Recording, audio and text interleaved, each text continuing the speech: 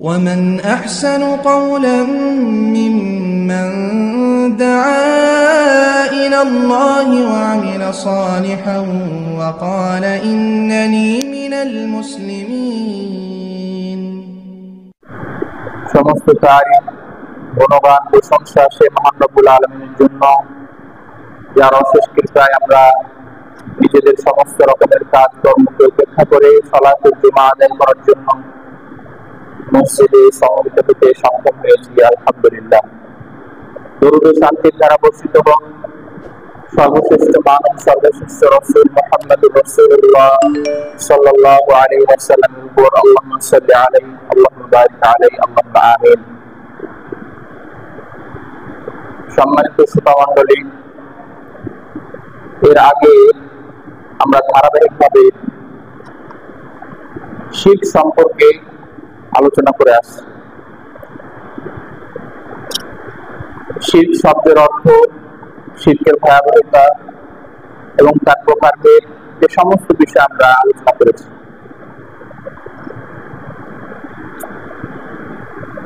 শিরক আমাদের সমাজে, মুসলিম সমাজেও রয়েছে এবং বিভিন্ন ধরনের শিরক এর মধ্যে আমরা লিপ্ত রয়েছে, সে বিষয়ে আমরা আলোচনা করছি। এর আগের সপ্তাহে আমরা আলোচনা করেছিলাম যে তাবিজ ব্যবহার করা শিরক সম্পর্কে। অনেকে আমরা মুসলিম পরিবারে জন্মলাভ করেও অনেকের হাতে তাবিজ দেখতে পাওয়া যায়, অথচ নবী সাল্লাল্লাহু আলাইহি ওয়াসাল্লামের স্পষ্ট হাদিস রয়েছে, মান তাআল্লাকা তামিমা ফাকাদ আশরাক, যে ব্যক্তি তাবিজ লটকাবে ব্যবহার করবে সে আল্লাহর সঙ্গে শিরক করবে। এরপরেও অনেক মানুষ আমরা মুসলিম পরিবারে জন্মলাভ করার পরেও তাবিজ ব্যবহার করি। এটা যদি ছোটখাটো কোনো অপরাধ হতো তাহলে হয়তো মেনে নেওয়া যেত, কিন্তু এটা শিরকের সাথে সম্পৃক্ত। এখন কেউ যদি প্রশ্ন করে যে তাবিজ তো ব্যবহার করা যাবে না, বুঝলাম, তাহলে ঔষধপত্র ব্যবহার করা, খাওয়া, এটা শরীয়তে কতটুকু পারমিশন দেয়? ঔষধপত্র আমরা খাই, আল্লাহ রাব্বুল আলামিন ঔষধের মধ্যে মানুষের রোগ নিরাময় গুণাবলী প্রদান করেছেন, কিন্তু ঔষধ খাওয়ার সময়ও একজন মুসলিম আল্লাহ তাআলার উপর ভরসা করে। একজন মুসলিম এরকম বিশ্বাস কখনোই করবে না যে ঔষধ খেলাম ফলে এখন আমাকে আর কেউ আটকাতে পারবে না। একজন মুসলিম বিশ্বাস করবে যে ঔষধ এটা আল্লাহ রাব্বুল আলামিনের দেওয়া গুণাবলীতে পরিপূর্ণ, কিন্তু ঔষধ স্বনির্ভর নয়।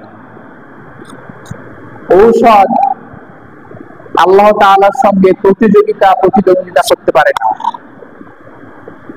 অর্থাৎ ঔষধের মধ্যে আল্লাহ তাআলার রোগ নিরাময় অনুমোদন থাকতে হয়, যদি না থাকে তাহলে সেটা প্রত্যেকটা যদি না থাকে তাহলে সেই ঔষধ খেয়েও সেবন করে আমরা মুক্ত হতে কখনোই সক্ষম হব না।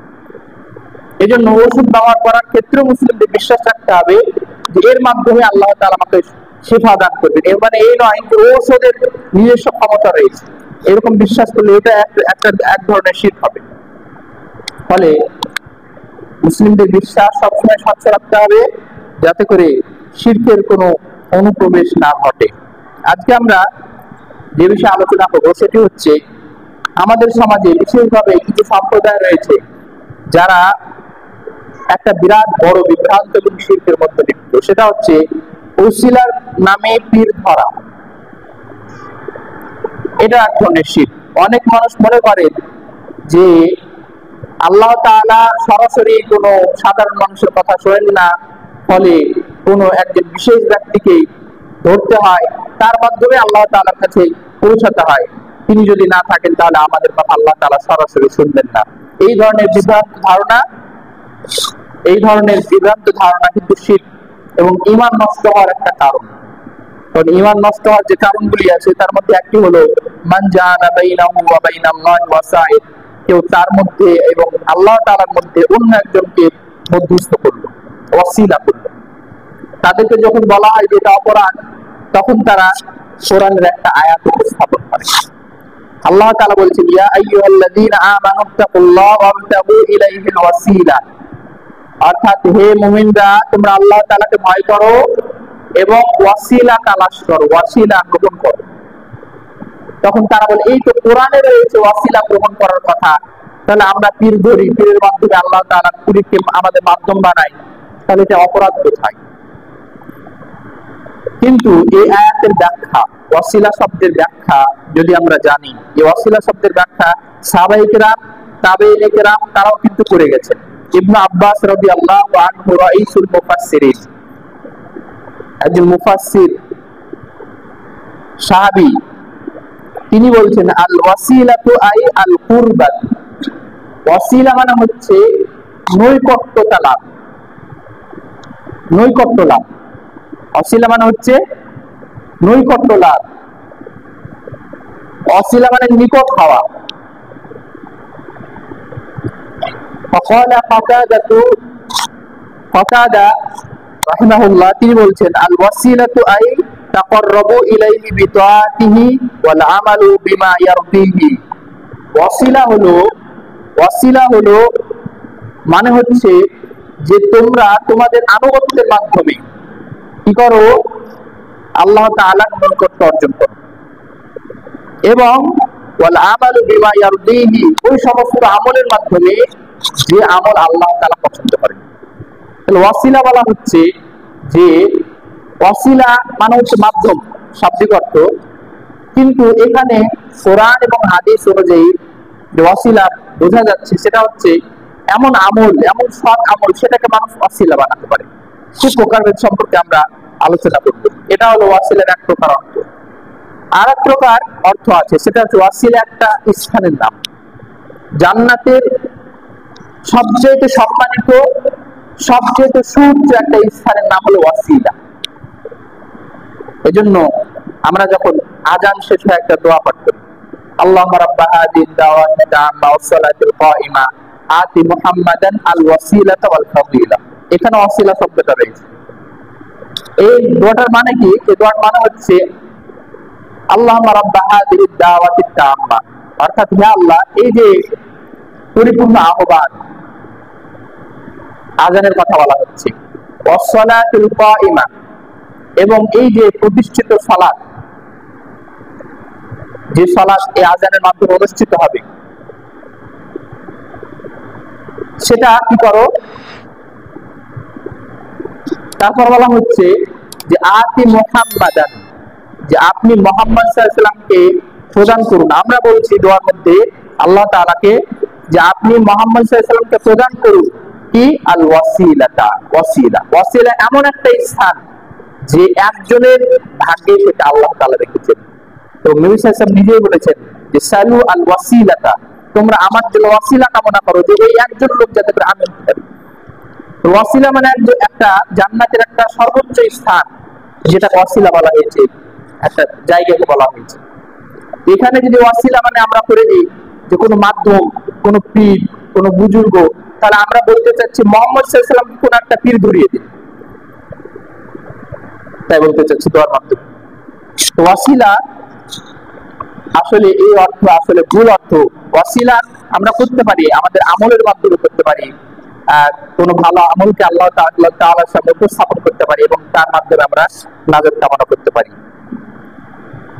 এবার বৈধ ওয়াসিলার প্রকারভেদ, আমরা কোন কোন কাজকে ওয়াসিলা বানাতে পারি আল্লাহ তাআলার কাছে পৌঁছানোর জন্য, আল্লাহ তাআলার নৈকট্য অর্জন করার জন্য কোন কোন জিনিসকে আমরা ওয়াসিলা বানাতে পারি, মাধ্যম বানাতে পারি, কোন পীরকে বা কোনো কিছুকে, সে সম্পর্কে আমরা বৈধ ওয়াসিলা। আল আউয়াল, প্রথম নম্বর হচ্ছে আত-তাওয়াসসুলু ইলাল্লাহি বিআসমাইহি ওয়া সিফাতিহি, আল্লাহ তাআলার কাছে তার নাম এবং তার গুণাবলীর মাধ্যমে আমরা ওয়াসিলা করতে পারি।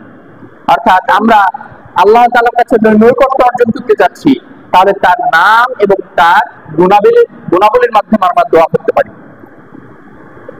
আমরা দোয়া করার সময় হয়তো আমরা সাধারণ মানুষ কি দোয়া করছি, আর আল্লাহ তাআলার কোন সিফাত এর যে নামগুলো রয়েছে, কোন নামে কি অর্থ, সে অর্থ সম্বন্ধে আমরা সাধারণ মানুষ জানি না।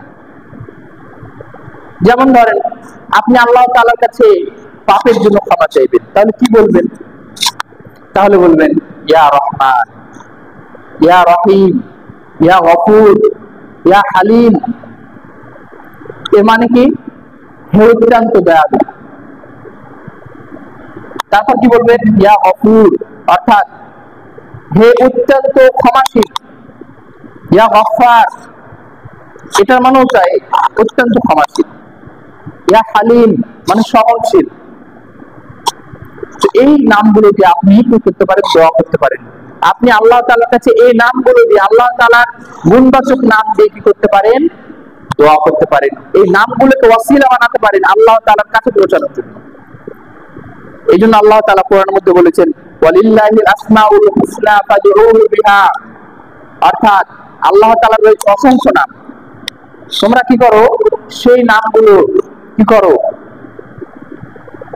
ফাদউহু বিহা, সেই সুন্দর সুন্দর নাম দিয়ে আল্লাহ তাআলার কাছে তোমরা দোয়া করো, তোমরা চাও।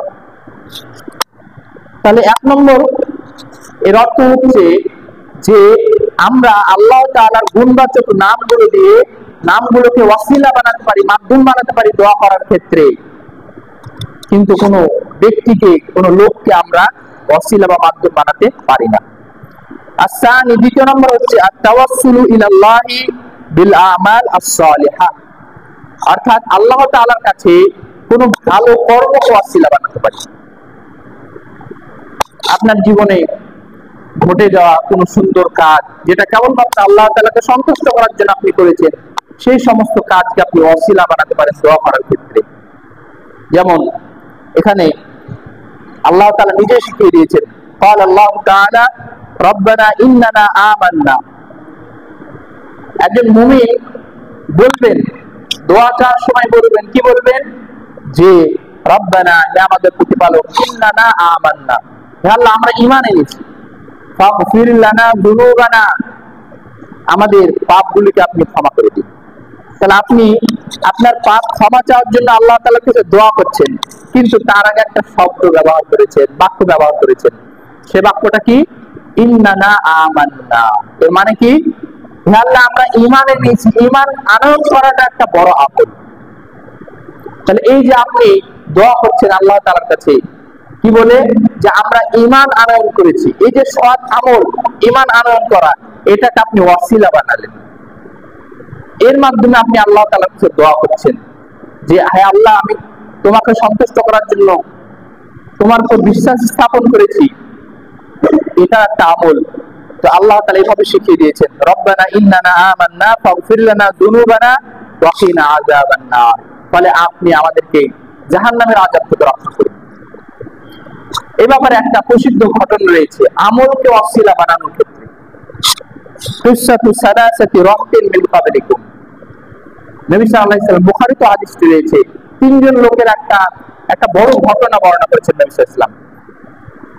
ঘটনাটা দুই ভাবে আছে। তার মধ্যে একরকম হচ্ছে যে তিনজন লোক কি হয়ে যায়, কোনো জায়গায় যাওয়ার জন্য তারা বের হয়, প্রতিমধ্যে তারা আটকে পড়ে, রাত হওয়ার জন্য কিংবা বৃষ্টি হওয়ার জন্য। তো একটা গুহার মধ্যে আশ্রয় নেয়। আশ্রয় নেওয়ার পর হঠাৎ করে উপর থেকে একটা বড় পাহাড়ের একটা পাথরের খন্ড এসে যে মুখ দিয়ে তারা ঢুকেছিল গুহার মধ্যে, সেটা বন্ধ হয়ে যায়। তখন তারা চেষ্টা করে বের হওয়ার, কিন্তু বের হতে পারে না। তখন তারা মনে মনে ফায়সালা করে বা তারা আলোচনা করে নিজেদের মধ্যে যে আমরা এখান থেকে বের হতে পারি, এক কাজ করলে আল্লাহ তাআলা দয়া করতে পারেন। সেটা হচ্ছে তোমরা তোমাদের অতীতের যে ভালো কর্মগুলো আল্লাহ তাআলাকে সন্তুষ্ট করার জন্য করেছিলে, সেই কর্মের ওসিলা দিয়ে দোয়া করো আল্লাহ তাআলার কাছে, ক্ষমা চাও, তাহলে আল্লাহ তাআলা দয়া করে এখান থেকে বের করে দিতে পারেন তোমাদের। একজন লোক বলল, এভাবে সে ক্ষমা চাইতে শুরু করবে, হে আল্লাহ, আমার একটা ঘটনা মনে পড়ছে। সেটা হচ্ছে এই যে আমার বৃদ্ধ পিতা মাতা ছিল, আমি ছাগল চড়াতে নিয়ে যেতাম অনেকগুলো ছাগল, এবং আমার প্রতিদিনের নিয়ম ছিল যে সর্বপ্রথম ছাগল চড়িয়ে আসার পর আমি দুধ দহন করে আমার পিতা মাতাকে খাওয়াতাম। এটা আমার নিয়ম ছিল। কিন্তু একদিন আসতে আমার লেট হয়ে যায়। পরবর্তীতে যখন দুধ দহন করে যখন তাদের কাছে যায়, তখন দেখি তারা ঘুমিয়ে পড়েছে। তা আমার নিয়ম ছিল যে তাদেরকেই প্রথমে পান করাবো, তারপর আমরা পরিবারের অন্যান্য লোক পান করবো, এরকম আমার নিয়ম ছিল। কিন্তু সেদিন দেখি যে তারা ঘুমিয়ে পড়েছেন, ফলে তাদের সেই ঘরে আমি দাঁড়িয়েই থেকে যতক্ষণ পর্যন্ত না ভোর হয়ে যায় এবং তারা ঘুম থেকে জাগ্রত হয়। সকালে যখন তারা দেখে যে আমি এভাবে দাঁড়িয়ে আছি, তারা আমার জন্য দোয়া করে। তা আমি যদি আমার পিতামাতাকে সন্তুষ্ট করার এই আমলটি যদি কেবলমাত্র তোমাকে সন্তুষ্ট করার জন্যই করে থাকি, তাহলে আমাদেরকে এই যাত্রায় এই বিপদ থেকে রক্ষা করে। তো পাথরের কিছু অংশ সে গুহার মুখ থেকে সরে যায়, কিন্তু তখনও তারা বের হতে পারল না। আর একজন আল্লাহ তাআলার কাছে এই ঘটনা স্মরণ করে দোয়া করলো, এই ঘটনাকে নেক আমলকে ওয়াসিলা করলো। সেটা কি? সেটা হলো যে একজন লোক বলছে যে হ্যাঁ আল্লাহ, আমার একজন চাচাতো বোন ছিল, তো তাকে আমি অনেক পছন্দ করতাম এবং চাইতাম তার সঙ্গে থাকতে আমি। তো একসময় তার কিছু টাকার প্রয়োজন পড়ে, তখন সে আমার কাছে যখন সে টাকাটা চায়, তখন আমি তাকে এই শর্তে টাকাটা দিতে রাজি হই যে তোমাকে আমার সাথে থাকতে হবে, যদি এটা না করো তাহলে আমি টাকাটা দিতে পারবো না। পরবর্তীতে ঠিক এই শর্তে সে রাজি হয়। পরবর্তীতে যখন সে দিনক্ষণ আসে, যখন সে আমার সাথে থাকে, তখন সে আমাকে বলে যে তুমি আল্লাহকে ভয় করো। তো আমি এই কথাটা শুনে আমার মনে এমনই কম্পন সৃষ্টি হয়, আমি সেই তাকে ছেড়ে দিয়ে চলে আসি এবং কোনো খারাপ কাজে তার সঙ্গে লিপ্ত হই না। তাহলে এই কাজটি যদি তোমাকে সন্তুষ্ট করার জন্য আমি করে থাকি, কেউ তো জানে না ঘটনাটা, তাহলে আমাদেরকে এই যাত্রায় বিপদ থেকে রক্ষা করবে। দেখা গেল যে পাথরের আরো কিছু অংশ গুহার মুখ থেকে চলে গেল, কিন্তু তখনও বের হতে পারা যাচ্ছিল না। পরবর্তীতে তৃতীয় নম্বর ব্যক্তি, সে তার অতীতের একটা ঘটনা স্মরণ করে আল্লাহ তাআলার কাছে দোয়া করলো, যে সে বললো যে আমার একজন কাজের লোক আমার কাছে কাজ করে তার পারিশ্রমিক মজুরি না নিয়ে চলে যায়। তো সেই মজুরির টাকাটা না নিয়ে যখন চলে যায়, সেই টাকাটা আমি রেখে দিই এবং সেই টাকার মাধ্যমে আমি সেই টাকাটাকে কাজে লাগাই। পরবর্তীতে সেই টাকার মাধ্যমে, সে অর্থের মাধ্যমে অনেক ছাগল, অনেক ভেড়া, অনেক গরু আমার হয়ে যায়। পরবর্তীতে অনেকদিন পর সে লোকটা যখন আসে, তখন আমার কাছে যখন সে তার মজুরিটা চায়, তখন আমি বলি যে ছাগল গরু গুলো দেখছো, এগুলো সবই তোমার, তুমি নিয়ে চলে যাও, তোমার টাকা থেকে এগুলো কিনে এতটা পেয়েছে। তখন সে বিশ্বাস করে না। তারপর বলি যে হ্যাঁ, তোমার টাকা থেকে এগুলো করা হয়েছে, তখন সেগুলো নিয়ে চলে যায়। তার মজুরি আমি দিয়ে দিই, যদিও আমি সক্ষম ছিলাম তাকে খালি হাতে ফিরিয়ে দিতে। এই কাজটি যদি তোমাকে সন্তুষ্ট করার জন্যই করে থাকি, তাহলে এই যাত্রায় আমাদের বিপদ থেকে রক্ষা করো। পরবর্তীতে পাথরটি সম্পূর্ণরূপে সে গুহার মুখ থেকে চলে যায়। এই ঘটনা নবী সাল্লাল্লাহু আলাইহি সাল্লাম উল্লেখ করেছেন এবং বুখারী হাদিসে এই ঘটনাটি রয়েছে। এই ঘটনায় যে বিষয়টি সবচেয়ে গুরুত্বপূর্ণ এবং আমাদের দৃষ্টি আকর্ষণ করছে, সেটা হচ্ছে ভালো আমলের মাধ্যমে, ভালো আমলকে মাধ্যম মনে করে আল্লাহ তাআলার কাছে দোয়া করা। অর্থাৎ আপনার অতীতে এমন কোনো ভালো আমল আছে, যে ভালো আমল, অতীতের সে ভালো আমলকে আপনি স্মরণ করে আল্লাহ তাআলার কাছে যদি দোয়া করেন, তাহলে আল্লাহ তাআলা আপনাকে মুক্তি দিতে পারেন। এইভাবে এই হাদিস থেকে প্রমাণিত হয় যে আমরা ওয়াসিলা বানাতে পারি আমাদের ভালো আমল, ভালো আমলকে ওয়াসিলা বানাতে পারি। এটা হচ্ছে শরীয়ত সম্মত ওয়াসিলা। আর একটা কাজ করা যেতে পারে, সেটা হচ্ছে যে কোনো সৎ মানুষ যদি থাকে, তাহলে তার উপরে ভরসা করে নাই যদি থাকে, তাহলে আমরা তাকে দোয়া করতে বলতে পারি কোন বিপদ থেকে রক্ষা পাওয়ার জন্য। যেমন নবী সাল্লাল্লাহু আলাইহি সাল্লাম কি করেছেন, দাঁড়িয়ে খুতবা দিচ্ছিলেন, একবার একজন সাহাবী এসে বললেন যে আমাদের সব গরু বাছুর, আমাদের ফসল, আমাদের সমস্ত কিছু ধ্বংস হয়ে গেল অনাবৃষ্টিতে, আপনি আল্লাহ তাআলার কাছে দোয়া করুন। নবী সাল্লাল্লাহু আলাইহি ওয়াসাল্লাম দোয়া করেন, বৃষ্টি হয়। কিন্তু এই ক্ষেত্রে একটা সতর্কতা রয়েছে, সেটা হচ্ছে তারপর যাতে করে নির্ভরতা না চলে আসে। ওই সৎ লোকটার মাধ্যমে দোয়া করলে কবুল হয়, তার একটা আলাদা বৈশিষ্ট্য আছে, তার একটা আলাদা ক্ষমতা আছে, তার একটা আলাদা আছে, এরকম যাতে করে বিশ্বাস না জন্মায়। হ্যাঁ, আপনি বলতে পারেন কোনো ভালো লোককে যে আপনি আমার জন্য দোয়া করেন আল্লাহ তাআলার কাছে, এটা আলাদা বিষয়, এটা করতে পারেন আপনি, তবে এই ক্ষেত্রে সতর্কতা রয়েছে। এগুলো গেল বৈধ ওয়াসিলা। এবার আসছি আমরা অবৈধ ওয়াসিলা। অবৈধ ওয়াসিলার মধ্যে রয়েছে কোন মানুষকে মনে করা, কোন পীরকে মনে করা যে তিনি জীবিত হন বা মৃত হন, তার কাছে তাকে মাধ্যম রূপে স্থির করা। যে ওয়াসিলা জায়েজ রয়েছে, শেষে যেটা বললাম আমি, কোন লোকের কাছে দোয়া করা, চাওয়া যে আপনি আমার জন্য দোয়া করুন, জীবিত লোক হতে হবে, তার কাছে আপনি দোয়া চাইতে পারেন যে আপনি আমার জন্য দোয়া করবেন। কিন্তু কোন মৃত লোকের কাছে গিয়ে চাওয়া, কোন কবরের কাছে গিয়ে চাওয়া, কোন মাজারের কাছে গিয়ে চাওয়া, এটা স্পষ্ট শিরক। এখান থেকে বেঁচে থাকতে হবে। আমরা মুসলিম বলে নিজেদেরকে পরিচয় দেওয়ার পরও আমাদের মধ্যে এত বিভ্রান্তি রয়েছে যে আমরা এই কাজের সঙ্গে লিপ্ত। আমরা অনেকে মনে করি যে পীর ধরা হলো ফরজ, যার পীর নেই তার পীর হলো শয়তান। এরকম কথা আপনারা শুনতে পাবেন, যার পীর নেই তার পীর হলো শয়তান। এই জন্য আমাদের দেখবেন অনেক লোক বিভিন্ন, আমাদের দেশে আপনি দেখতে পাবেন বিভিন্ন জায়গায় বড় বড় মাজার তৈরি হয়ে গেছে, সেখানে গিয়ে মানুষ যায়, সেখানে বছর বছর ওরস হয়, অনুষ্ঠান হয়, সেখানে জব হয় সে পীরের নামে। সে পীরকে ওসিলা বানিয়ে মানুষ দোয়া করতে থাকে, আরো অনেক কিছু করতে থাকে, এবং তারা মনে করে এরাই হলো আমাদের আখিরাতের রক্ষাকর্তা, এরা যদি রক্ষা না করে তাহলে আমাদের কিছু রক্ষা করতে পারবে না। এরকম ধরনের শিরকি চিন্তা ভাবনা আমাদের মধ্যে রয়েছে। নবী সাল্লাল্লাহু আলাইহি ওয়াসাল্লাম, স্বয়ং নবী সাল্লাল্লাহু আলাইহি ওয়াসাল্লাম তার মেয়ে ফাতেমাকে বলতে থাকেন, নবী সাল্লাল্লাহু আলাইহি ওয়াসাল্লাম তার মেয়েকে বলছেন এটা হচ্ছে আত-তাওয়াসসুল আল-বিদঈ, অর্থাৎ অবৈধ বিদআতি তাওয়াসসুল, অর্থাৎ মাধ্যম স্থির করা, ওসিলা বানানো। নবী সাল্লাল্লাহু আলাইহি ওয়াসাল্লাম তার মেয়েকে বলছেন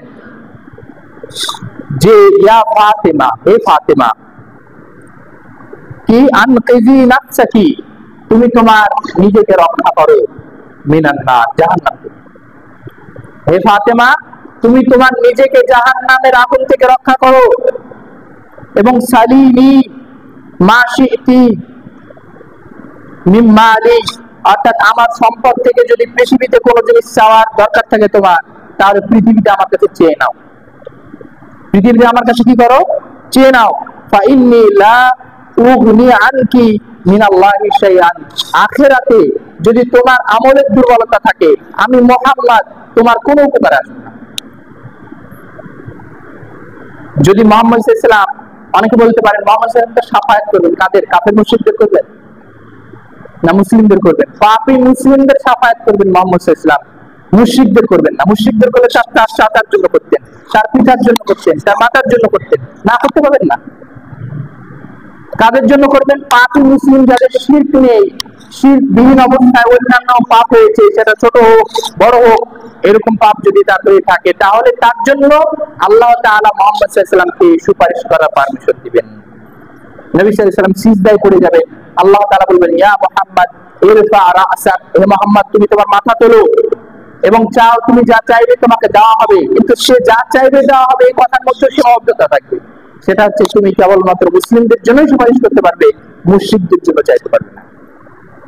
সূরা তাওবার মধ্যে স্পষ্ট আল্লাহ তাআলা বলেছেন, কোন নবী এবং মুসলিমদের জন্য এটা বৈধ নয় যে কোন মুশরিকের শিরক স্পষ্ট হয়ে যাওয়ার পরও তার মৃত্যু বরণ করার পর তার জন্য মানুষ দোয়া করবে, এটা বৈধ নয়। এজন্য খুব খেয়াল রাখতে হবে যাতে করে মুসলিমদের কবরস্থান আর কাফের মুশরিকদের কবরস্থান এক না হয়। মাজার পূজারী, বেদাতি, বিভিন্ন শিরকে লিপ্ত, পীর মাজারে বিশ্বাসী এরকম লোক আর একজন খালেস মুওয়াহিদ মুসলিম, এদের গোরস্থান যদি একটা না। কেন? গোরস্থানে যাওয়ার সময় আমাদের দোয়া করতে হয়, আমরা কাফের মুশরিকদের জন্য দোয়া করতে পারবো না। দোয়া করতে হয় না গোরস্থানে যাওয়ার সময়? কি দোয়া? আসসালামু আলাইকুম আহলা দিয়ার মিনাল মুমিনিন ওয়াল মুসলিমিন। কাদের জন্য দোয়া করছি? মুমিনদের জন্য, মুসলিমদের জন্য। নাসআলুল্লাহ লানা ওয়া লাকুমুল আফিয়া, আমরা কি করছি? আমাদের জন্য এবং তোমাদের জন্য ক্ষমার দোয়া করছি, কিন্তু শর্ত দিয়ে দেওয়া হয়েছে কি? মুসলিম এবং মুমিন। এজন্য যারা মাজার পূজারী, যারা বেদাতি, এরকম ধরনের লোক আর যাদের করে মুওয়াহিদ মুসলিম, এদের গোরস্থান এক না। পার্থক্য করতে হবে। এরা মনে করে যে তাদের পীর তাদেরকে কিয়ামতের দিন রক্ষা করবে। তাদের যদি আমলের ঘাটতিও থাকে, কমও থাকে, তাহলে তাদের পীর তাদেরকে রক্ষা করবে। অনেক মানুষ রয়েছে নামাজই পড়ে না সারা বছর, তারপরে শেষে নাকি একটা জরিমানা স্বরূপ কিছু টাকা দিতে হয়। অনেক সমাজে আছে এরকম। সে টাকাটা নেওয়া হয়, সমাজের কাছে লাগানো হয়, আরেক করা হয়, এবং তার জন্য নাকি তার সেটা কাফারা হয়। তো নামাজের আবার কাফারা আছে টাকা দিয়ে। এরকম বিভিন্ন বিভ্রান্ত চিন্তা ধারণা রয়েছে এবং বিভিন্ন বিভ্রান্ত চিন্তা। এই ধারণাগুলো কি করে আসে আমাদের মধ্যে? কোরআন এবং হাদিস থেকে দূরে সরে থাকার জন্য। পৃথিবীতে যত ধর্ম আপনারা দেখতে পাচ্ছেন মিথ্যা ধর্ম, এগুলো কেবলমাত্র আজ পর্যন্ত টিকে আছে কোরআন হাদিসে সঠিক জিনিসটা না খোঁজার জন্য।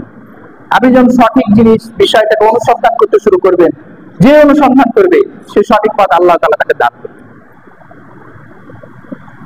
যারা এই যে পীর মুরিদিতে বিশ্বাসী, মুসলিমদের মধ্যে যত সম্প্রদায় রয়েছে তার মধ্যে সবচেয়ে অশিক্ষিত সম্প্রদায় হলো এরা।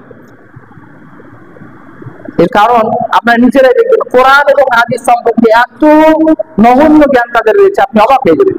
স্পষ্ট অনেক কোরআনের আয়াত এবং হাদিস এর বিপরীতে তাদের আমল রয়েছে। তারা নিজেরা অনেক ইবাদত তৈরি করে ফেলেছে। দেখবেন যে মারা গেলে বিভিন্ন ধরনের খানা, বিভিন্ন ধরনের অনুষ্ঠান, বিভিন্ন ধরনের অনুষ্ঠান চালু হয়ে গেছে এবং এটাকে এমন জোর দিয়ে করা হয় যে অন্যান্য জিনিসকে কেউ যদি মানুষ ছেড়ে দেয়, অন্যান্য অনুষ্ঠানকে রাগ করে না মানুষ, কিন্তু এরকম যদি না করে তাহলে সমাজ থেকে তাকে বহিষ্কার করা, এক ঘরে করার মতো ব্যাপার হচ্ছে।